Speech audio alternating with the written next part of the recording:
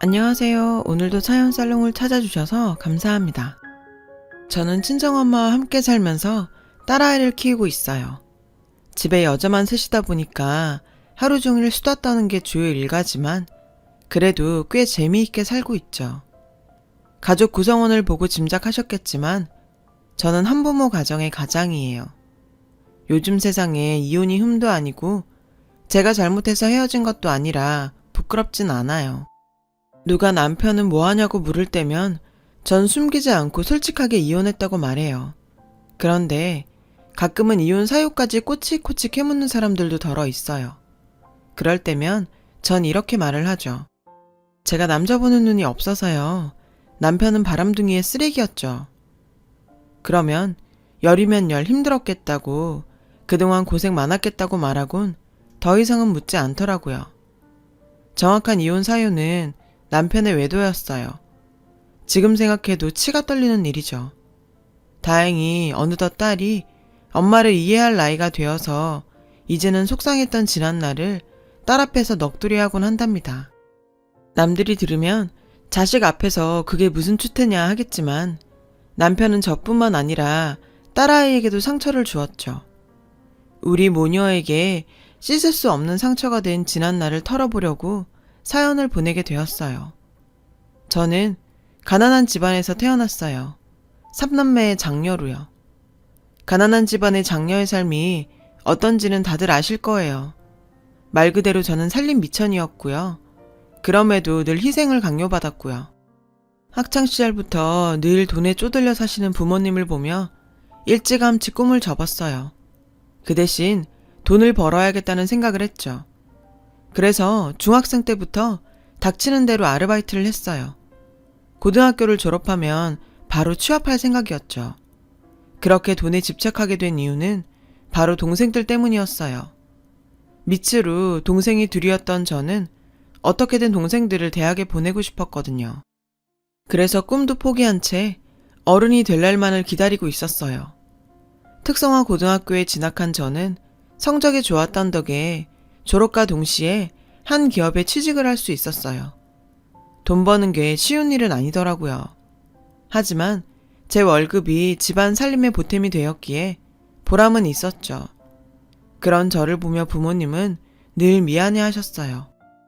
그러던 어느 날 저는 한 남자를 만나게 되었어요. 제 나이 23살 때였죠. 직장 상사의 친구였는데 저희 회사에 들렀다가 우연히 저와 마주치게 되었고 그는 초면임에도 불구하고 다짜고짜 제가 마음에 든다며 저녁을 사겠다고 했어요. 솔직히 황당한 상황이었지만 인상도 좋고 훤칠한 외모에 끌려서 저는 승낙을 했죠. 그는 퇴근 시간에 맞춰 회사로 저를 데리러 왔어요. 순간 설레더라고요. 지금까지 가족을 위해 돈을 벌어야 된다는 강박을 가지고 살았던 제겐 남녀 간의 데이트는 딴 세상에서 벌어지는 일인 줄 알았거든요. 장녀예요? 고생이 많았겠네요. 남자는 제게 이런저런 것들을 물었고 제 얘기에 귀 기울여 들어주었어요. 밥을 먹는 내내 화기애애한 분위기 속에서 우린 대화를 이어갔어요. 그리고 헤어지려는 순간 저녁 잘 먹었다고 감사 인사를 하는 제게 남자는 앞으로도 계속 볼 사이인데 무슨 그런 말을 하냐며 자연스럽게 애프터 신청을 하더라고요. 저 역시 그 남자가 마음에 들었던 터라 전화번호를 알려주었고 우린 이후에도 종종 만나게 되었어요. 그렇게 한 달도 안 돼서 우린 정식으로 사귀게 되었고요. 그를 만나는 순간순간이 저에겐 꿈 같은 시간이었어요. 지금껏 책임만 강요받고 살아온 저에게 온전히 믿고 의지할 사람이 생겼으니까요. 이 사람과 함께라면 뭐든 다 할 수 있을 것 같았죠. 하지만 가족들에게는 말하지 않았어요. 왠지 제 처지에 어울리지 않는 호사를 부리는 것 같아 미안했거든요. 그렇게 1년 가까이 시간이 흘렀고 전 24살이 되었어요.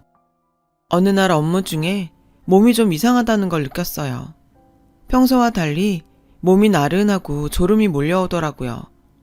그때까지만 해도 대수롭지 않게 그저 감기 기운이 아닐까 생각했었죠. 그런데 문득 달력을 보고는 심장이 덜컥 내려앉는 것 같았어요. 생리 예정일이 한참 지나 있었던 거예요. 저는 애써 피곤해서 그런 걸 거라고 믿고 싶었지만 그런 불안한 마음은 가시지 않았죠. 결국 약국으로 가서 임신 테스트기를 사들고 나왔어요. 그리곤 회사 화장실에서 테스트를 했죠.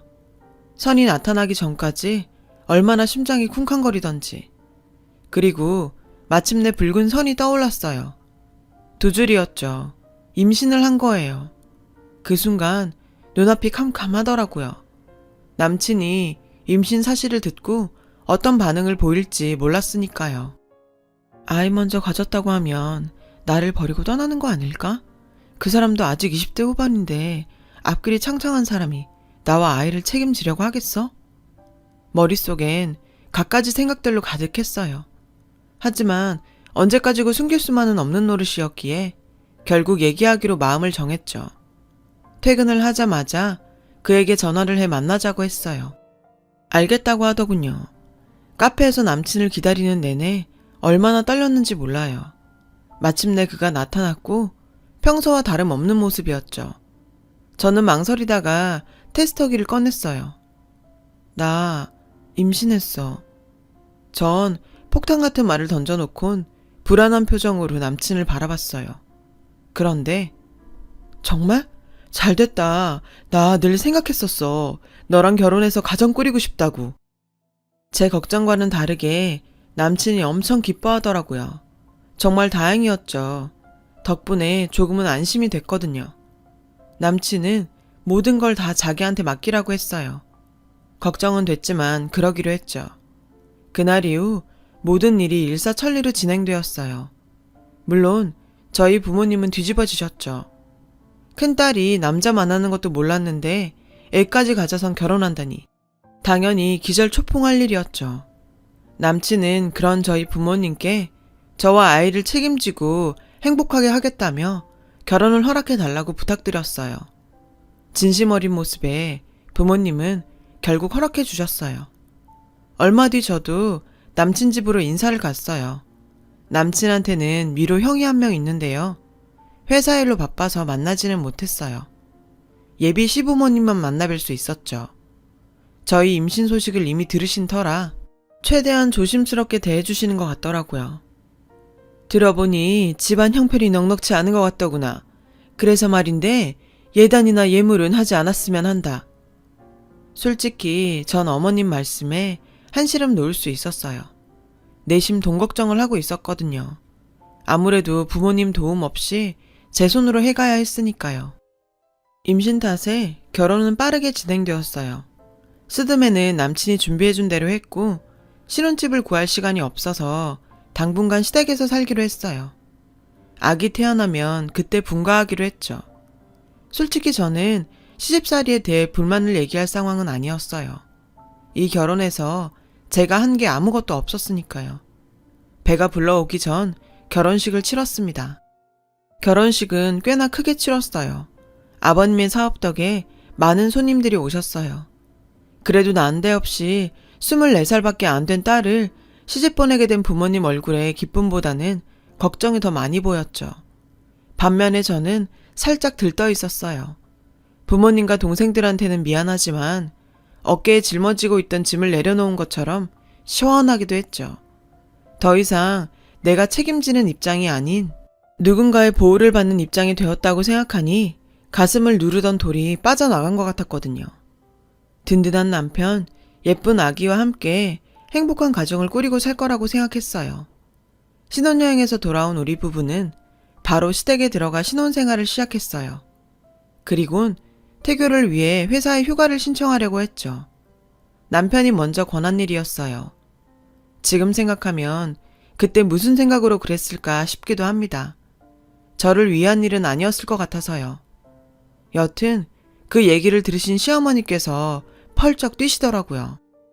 아니, 너 지금 내 아들만 일 시키고 너는 놀려고 그러니? 머리가 있으면 생각 좀 해봐라. 너 네 남편이 시아버지 회사서 근무하는 거 아니 모르니? 우리 집 며느리가 지 남편은 일 시키고 저는 집에서 논다고 회사에 소문이라도 나면 어쩌려고 그래? 제발 생각을 좀 하고 살아라. 사실 시아버지께서 사업을 하셔서 남편이 그곳에서 일을 하고 있거든요. 아무래도 회사 오너 집안이다 보니 남의 눈 신경 쓰는 거야 이해는 해요. 하지만 저도 임신한 마당에 마냥 힘들게 일을 할 수는 없을 것 같더라고요. 어머님, 제가 부쩍 몸도 무거워졌고 업무가 많아서 힘에 부쳐서요. 저라고 언제까지고 놀 생각은 없어요. 아기 낳으면 당연히 복직할 거예요. 그러니까 지금은 휴직하게 해주세요. 아니, 그게 무슨 소리야? 애 태어나면 집에서 육아를 해야지. 그러니까 지금 끝까지 바짝 벌어놓으라는 얘기다. 그때 가서 편하게 살림하며 애 보면 될 것 아니니? 어머님은 완고하셨어요. 사실 결혼 후에도 제가 계속 일을 했던 건 친정에 생활비를 대줘야 했기 때문이었어요. 남편도 알고 있었어요. 그래서 짐이 되기 싫어서 제가 벌어 제가 친정을 도왔어요. 하지만 최근에 여동생이 미용사로 취직을 해서 돈을 벌고 있는 데다 남동생도 전문대를 졸업하고 취업을 앞두고 있어서 더 이상 그럴 필요가 없게 되었어요. 그래서 임신하고 힘들 때 좀 쉬다가 다시 복직할 계획을 세운 거였고요. 하지만 시집 올 때 들고 온 것 하나도 없는 저로서는 눈치가 보여 어머님 말씀을 거스를 수가 없었어요. 남편은 애 낳으면 바로 분가할 테니 그때까지 조금만 참으라고 하더군요. 그래서 저는 당분간 일을 계속하기로 했어요. 그런데 일이 생겼지 뭐예요. 제가 회사에서 과로로 쓰러진 거예요. 다행히 태아한테는 이상이 없었지만 그 일로 저는 겁을 먹게 됐죠. 그래서 일단 회사에 휴가를 내고 얼마 뒤 어머님께 솔직히 말씀드렸어요. 그러자 어머님께서 이러시더군요. 몸 관리를 그렇게 못해서 어디 건강한 아들 낳겠니? 잘하는 짓이다. 저는 그런 어머님 눈치를 보면서 서러움을 삼켜야 했어요. 그날부터 저는 주부 아닌 주부가 되어 할 일 없이 집에만 있게 되었어요. 물론 나름 태교라고 동료도 들려주고 책도 읽어주려고 했지만 그것도 마음대로 할 수가 없었거든요. 바로 어머님 때문이었죠. 제가 휴직을 하자마자 어머님은 기다렸다는 듯이 저를 잡기 시작했어요. 얘, 좀 일찍 일어나라. 너 그렇게 잠만 자면 애가 나중에 게을러져. 너 시아버지 아침 식사는 준비했니? 저기 방에 먼지 좀 닦아라. 누가 치워줄 때까지 기다리지 말고 네가 좀 해. 하루 종일 잔소리를 하시며 온갖 집안일을 다 시키셨죠. 제 딴엔 한다고 하는데도 꼭 트집을 잡아 잔소리를 하고 다 해놓은 일을 다시 하게 하셨어요. 이럴 거면 차라리 휴가 취소하고 회사나 나갈까 싶을 정도로 힘든 나날이었어요. 그래도 뱃속의 아기를 생각하면서 꾹 참았죠. 그나마 아기 생각에 버틸 수 있었는지 몰라요. 남편은 바쁘다는 이유로 산부인과도 한번 같이 가주지 않았고 결혼하고 한 달 후부터는 퇴근도 늦어서 얼굴만 겨우 보고 자는 게 다였죠. 그래도 남편 덕분에 아기는 나처럼 가난한 집에서 태어나지 않아 다행이라는 생각으로 모든 걸 참고 넘겼어요. 그리고 드디어 10달 뒤 사랑하는 제 딸이 세상에 나왔어요. 아기와 처음 마주한 순간 눈물이 왈칵 쏟아질 정도로 예쁘고 사랑스러웠어요. 그러나 시댁 식구들에게는 아니었나 봐요. 아기를 낳고 병실에 누워있는데 밖에서 어머님 말소리가 들렸죠. 가진 것도 없는 걸 받아줬더니 아들도 못 낳고 딸을 낳아? 저는 그 말을 듣는 순간 가슴이 철렁 내려앉았어요. 은근히 아들을 바라시는 것 같다며 남편이 일단 아들이라고 하자 했었거든요. 저는 요즘 세상에 그렇게까지 하시는 부모가 어디 있겠냐며 솔직히 말씀을 드렸지만 제 말은 콧등으로도 안 들으셨어요. 그냥 아들 말이라 믿으셨나 봐요. 그 후 친정에서 몸조리한다고 3주 정도 있었는데 집에 돌아와 보니 저를 보는 어머님 눈빛이 완전히 바뀌어 있더군요. 그리고 그 다음 날부터 지금껏 본 적 없는 새로운 세상이 시작됐어요. 말로만 듣던 진짜 시월드였죠. 어머님은 노골적으로 저기를 드러내며 저와 딸을 구박하셨어요. 은근히가 아니라 정말 아들 타령이었어요. 기집애를 뒀다 어디다 써? 얼른 키워서 시집이나 보내버려야지. 기집애를 유치원에 보내서 뭐해? 어차피 출가외인 될걸 대충 가르칠 것만 가르치면 되지. 한마디 한마디가 비수 같았어요. 전 아기가 들을까 손으로 딸아이 귀를 감싸곤 마음으로 울었어요. 그렇게 눈물을 삼키는 날들이 늘어갔고 분가하는 날을 기다리며 버텨갔어요. 하지만 생각지 못한 불행이 닥쳤어요. 바로 남편과 이혼하게 된 것이죠. 사유는 앞에서 밝혔다시피 남편의 외도였어요. 하지만 저를 더욱 비참하게 만든 건 남편의 외도가 아니었어요. 어느 날 어머님은 외출을 하시고 딸아이와 둘이 집을 지키고 있는데 누가 초인종을 누르더라고요. 보니까 고급스럽고 화려한 옷차림의 여자였어요. 제가 누구냐고 물었더니 이희진 씨 만나러 왔어요. 글쎄, 저를 만나러 왔다지 뭐예요.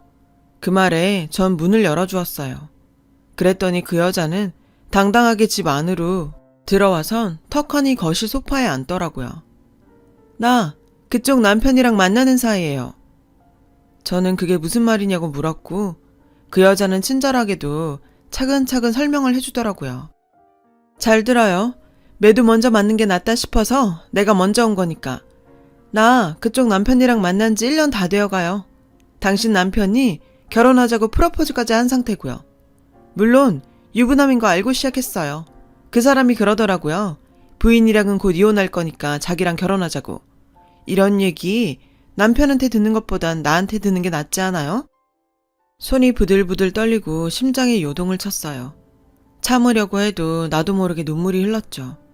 나는 집에서 어머님의 그 모진 폭언을 견디며 아기와 버티고 있었는데 이 인간은 제가 임신했을 때부터 이미 다른 여자랑 놀아나고 있었던 거예요.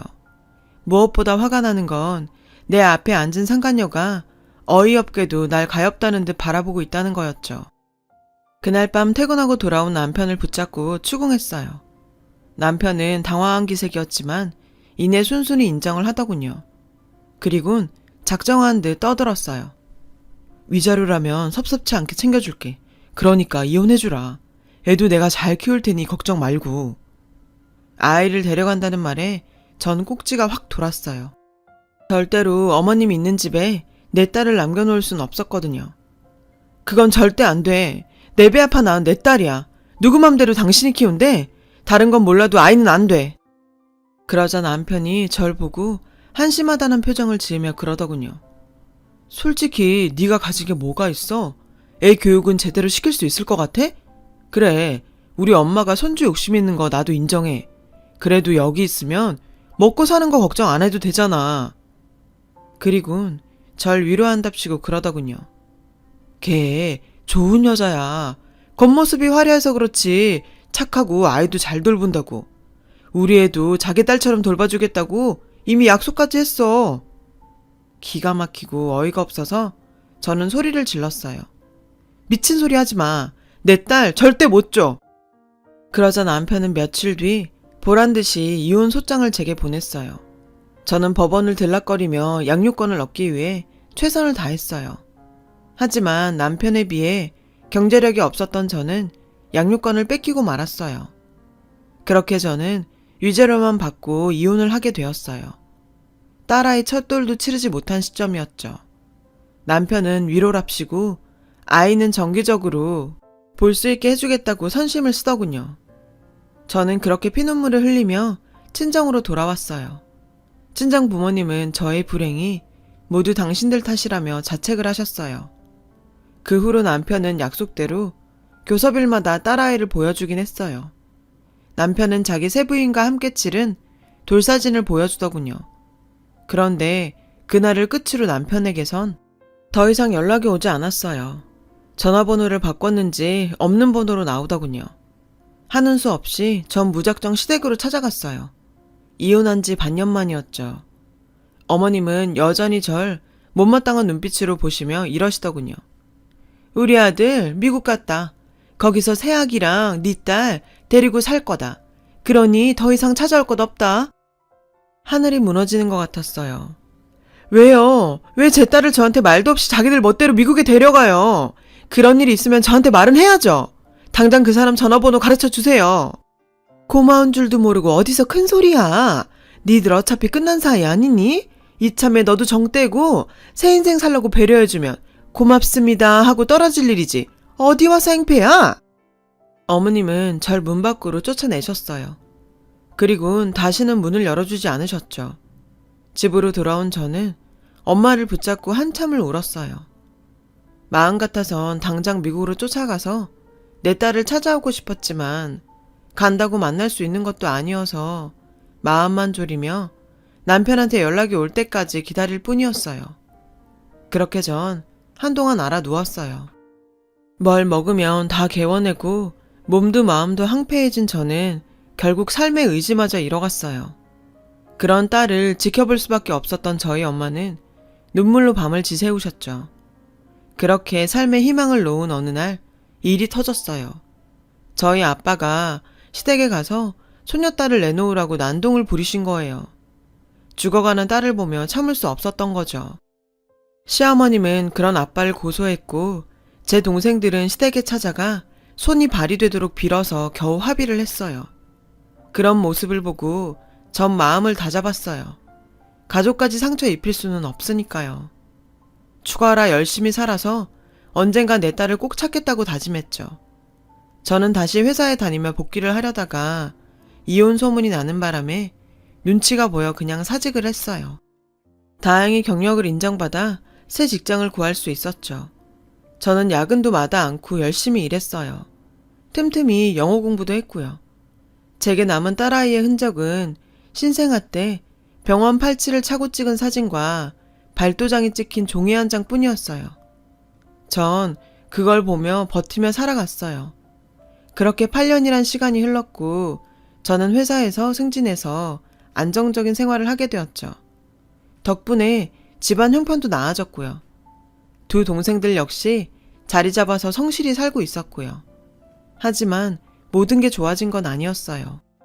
그 사이 아빠가 돌아가셨거든요. 간암이셨죠. 발견 당시 이미 많이 진행된 상태라 솔직히 치료가 무의미했어요. 아빠는 치료를 거부하셨고 집에서 생애 마지막 시간을 보내셨죠. 아빠는 마지막까지 제 걱정을 하셨어요.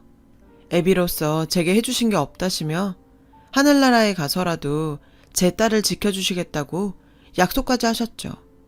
그러던 어느 토요일이었어요. 두 동생은 아침 일찍 출근을 했고 엄마는 친구 딸 결혼식에 가셔서 저 혼자 집을 지키고 있었죠. 그때 초인종이 울렸고 전 놀라서 아무 말도 할 수 없었어요. 문 앞에는 화장기 없이 초췌한 얼굴의 여자가 잠든 아이를 업고 서 있었어요. 전 남편의 상간녀였어요. 여자는 문이 열리자마자 저를 밀치고 집 안으로 들어와 문을 꼭 잠궜어요. 지금 뭐 하는 짓이에요? 제가 소리치자 여자는 소파에 잠든 아이를 내려놓고는 제게 말했어요. 도와줘요. 나 좀 숨겨줘요. 여기 당신 딸이에요. 내가 데려왔어요. 죽을 뻔한 걸 데려온 거라고요. 그 말에 저는 잠든 아이를 바라보았어요. 8살쯤 된 여자아이였죠. 제 딸이라는 걸 믿을 수가 없었어요. 상간녀가 데려왔으니 더더욱 그랬죠. 제가 믿지 못하자 여자가 그러더군요. 나는 당신한테는 불륜녀지만 그래도 한때는 그 남자를 정말 사랑했어요. 그 사람 아이까지 키울 수 있을 거라고 생각할 정도로요. 정말이에요. 당신한테서 딸을 뺏은 건 미안해요. 내가 못된 년이었어요. 그 사람뿐만 아니라 아이도 사랑할 수 있다고 생각했어요. 정말 그랬고요. 정성을 다해서 내 딸처럼 키웠어요. 내 아이도 가지지 않으면서까지요. 그런데 그 사람이 몇 년 전부터 절 때리기 시작했어요. 시아버님한테 자금을 받아 새 사업을 시작했는데 그게 잘 안 됐거든요.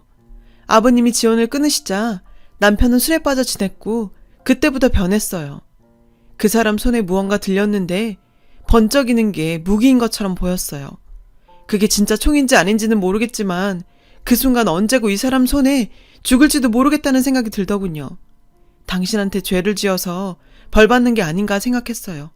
전 그렇다 쳐도 이러다 애까지 어떻게 될까봐 그 길로 그 사람 몰래 한국으로 도망왔어요.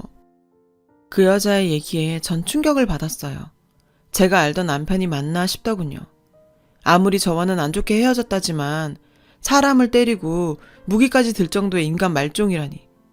그런 인간과 내 딸이 한 공간에서 숨쉬고 살았다고 생각하니 아찔했어요. 세상 모르고 잠들어 있는 아이를 보니 너무 가여워서 전 잠든 아이를 끌어안고 펑펑 울었어요. 상황적으로는 이 여자한테 고마워해야 하지만 그래도 앙금을 지을 수는 없었어요. 그런 제 마음을 눈치챘는지 여자가 그러더군요. 이런다고 지난날 당신한테 저지른 일들을 용서받을 수 없다는 거 알아요. 용서받으려고 한 일도 아니고요. 사실 저 우리 집에서도 내쳐졌어요. 부모님은 유부남과 노란한 딸이 용서가 안 되셨나 봐요.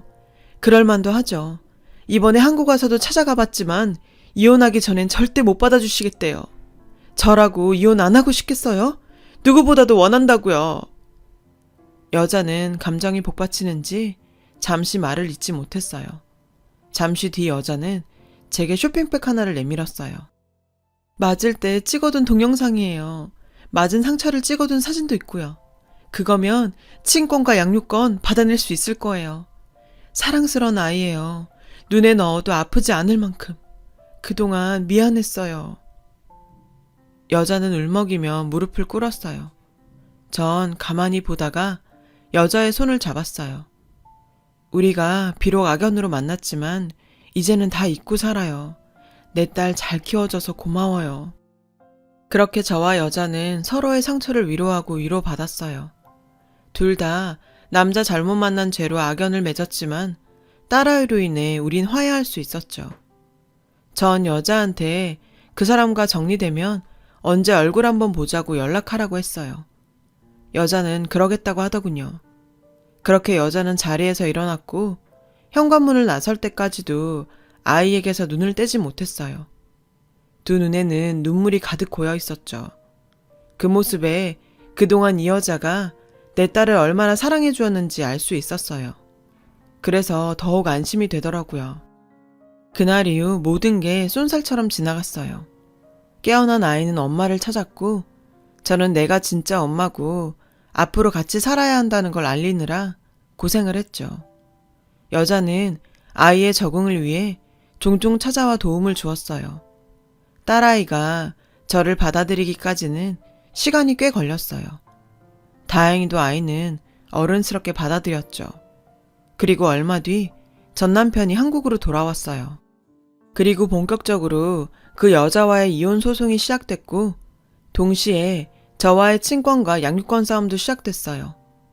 여자가 가져다둔 증거들로 인해 9년 전과는 확연히 다른 상황이 전개됐죠. 남편은 결격 사유가 많아진 반면 저는 이전에 비해 경제력도 상당히 상승했고 아이를 키우기에 적합한 환경을 갖추고 있었으니까요. 결국 친권, 양육권은 제게로 넘어왔어요. 그 여자 역시 이혼을 했습니다. 전 남편의 잘못이 인정되어 엄청난 위자료를 받을 수 있게 됐죠. 여자를 통해 듣기론 전 남편은 시댁에서 쫓겨나 생활고에 시달린다고 하더군요. 여자는 현재 미국에 거주하고 있는데 요즘에도 자주 연락을 주고받고 있어요. 비록 본처와 상간녀로 만났지만 지금은 언니 동생하며 지내고 있죠. 그리고 딸아이가 중학교에 들어가던 해 저는 이 모든 상황을 얘기해 주었어요. 그동안 내심 두 엄마 사이에 뭔가 일이 있었다는 걸 눈치채고 있던 딸은 말없이 저를 꼭 안아주더라고요. 자신도 많이 힘들었을 텐데 말이에요. 딸아이는 현재 누구보다 밝고 명랑하게 자라고 있어요. 언젠가 전 남편이 연락을 해서는 딸아이를 보게 해달라고 했지만 딸애가 거절하더라고요. 시어머니한테도 마찬가지였죠. 그래도 아빠랑 할머니인데 한 번은 만나보는 게 어떻겠냐고 했지만 딸애는 완강했어요. 그래서 그날 이후로 남편과 시댁에서 연락이 오면 저도 강경하게 안 된다고 거절을 했고요. 확실히 나이가 드니 깡도 늘더라고요. 예전엔 시어머니 목소리만 들어도 주눅이 들었었는데 이젠 옆집 개 짖는 소리로 들리니 말이에요. 10년 고통 끝에 저는 봄날을 맞았어요. 사랑하는 딸아이와 함께 내 힘으로 이룩한 안정된 가정에서 말이죠. 앞으로도 전 열심히 살아갈 거예요. 사랑하는 내 딸한테 부끄러운 부모가 되지 않기 위해서요. 지금까지 제 사연을 들어주셔서 감사드려요. 여러분의 가정도 따뜻한 봄날 맞으시길 바래요. 여러분, 사연 댓글에 응원과 현명한 조언 부탁드려요. 좋아요와 구독은 저에게 큰 힘이 됩니다. 오늘도 좋은 일 가득하세요.